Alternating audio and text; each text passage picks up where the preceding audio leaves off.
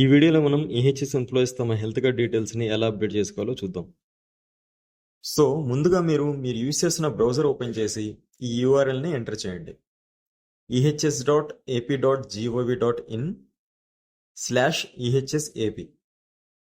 So ఇది enter చేయగానే మీకు ఈ విధంగా ఈ పేజ్ అనేది ఓపెన్ అవుతుంది. సో ఇక్కడ మీ యూజర్ నేమ్ అండ్ పాస్వర్డ్ని ఎంటర్ చేయాలి.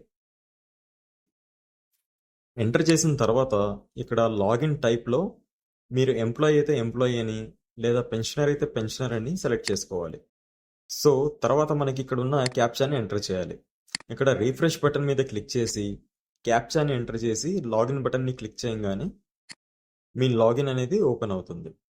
సో ఇక్కడ మనకి రిజిస్ట్రేషన్స్ అని చెప్పి ఉంది కదా, దీంట్లో మనకి లాస్ట్లో అప్డేట్ మోడిఫై ఎన్రోల్మెంట్ డీటెయిల్స్ అని చెప్పి ఒక ఆప్షన్ ఉంది.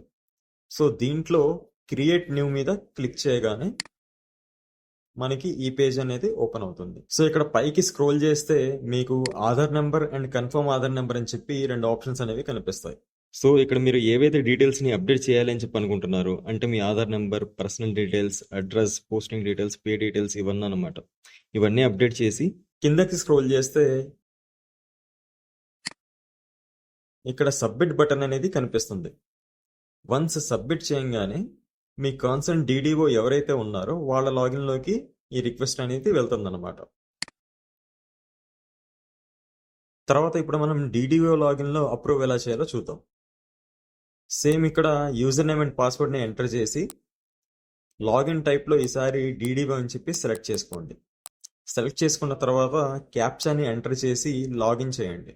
సో లాగిన్ చేసిన తర్వాత ఇక్కడ మనకి రిజిస్ట్రేషన్స్లో లాస్ట్లో ఉన్న updated employee details work list మీద క్లిక్ చేస్తే మనకి చేంజెస్ కోసం అప్లై చేసుకున్న ఎంప్లాయీస్ లిస్ట్ మొత్తం ఇక్కడ మనకి కనిపిస్తుంది అనమాట. సో ఇక్కడ రిక్వెస్ట్ ఐడి మీద క్లిక్ చేయగానే ఏవైతే ఎంప్లాయీస్ అనేవి రీసెంట్ చేంజెస్ చేశారో ఆ చేంజెస్ అనేవి మనకి రెడ్ కలర్లో కనిపిస్తాయి అన్నమాట.